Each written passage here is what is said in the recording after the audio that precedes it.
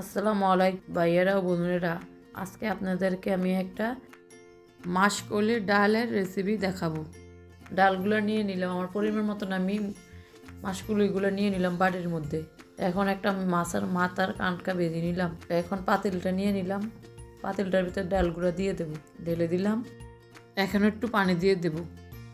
এই পেঁয়াজগুলো কেটে নিয়ে নিলাম, এগুলো দিয়ে দেবো ডালের মধ্যে। পরিমাণ মতন লবণ দিয়ে দিলাম, আধা চামচ রসুন দিয়ে দিলাম, অল্প একটু আদা দিয়ে দিলাম, অল্প একটু হলুদ দিয়ে দেব। এখন এগুলো মেখে নেব। এখন মেখে নিলাম, সামান্য একটু মরিচ দিয়ে দেব, দিয়ে এখন পানি দিয়ে দেব, দিয়ে লেড়ে এখন চুলার ভিতরে বসাই দেব। চুলার ভিতরে বসাই দিলাম। যতক্ষণ পর্যন্ত ডালটা ফুটবে না ততক্ষণ পর্যন্ত এটা লাড়তে হবে, নাহলে নিচে দিয়ে লেগে যাবে। কালারটা কম হয়েছে, এখন আর একটু হলুদ দিয়ে দিলাম কালারের জন্য। দিতে হবে।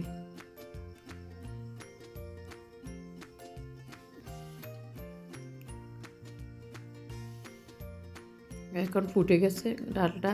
এখন লেড়ে কয়েক মিনিট রেখে দিলাম। আর আমি যে মাছটা গুঁড়া করছি এই তেলটার থেকে আমি দুইবার একটু একটু করে তেল দিয়ে দিয়েছিলাম ডালটার মধ্যে।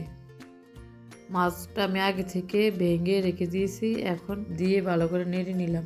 নেড়ে 2-1 মিনিট রেখে দেব চুলার মধ্যে। এখন ডালটা হয়ে গেছে। 4-5টা কাঁচামরিচ কেটে রেখেছি, এগুলো দিয়ে দিলাম, দিয়ে লেড়ে 2-1 মিনিট রেখে দেবো। 2-1 মিনিট পর ধন্যবাদ কুচিগুলো দিয়ে দিলাম, নেড়ে নেব। নেড়ে ডালটাকে উঠিয়ে নেব।